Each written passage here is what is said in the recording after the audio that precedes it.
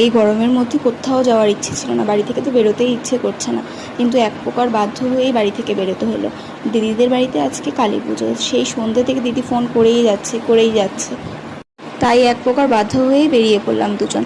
দিদিদের বাড়িতে যাওয়ার পথেই যেহেতু পিসিদের বাড়ি আগে পড়ে, তাই আগে চলে গেলাম পিসিদের বাড়িতে। আর পিসিদের বাড়িতে গিয়ে ভাইয়ের বই দেখে তো আরেকজনের পড়ার খুব ইচ্ছে হলো, সে বইটই পড়তে শুরু করে দিল। তারপর পিসিদের বাড়ি থেকে সোজা বেরিয়ে পড়লাম দিদিদের বাড়ির জন্য। আর এই যে একদম দিদিদের বাড়ির কাছেতে চলে এসেছি। গিয়ে দেখলাম তখনও পুজো শুরু হয়নি, পুজো শুরু হতে আরও অনেক দেরি হবে।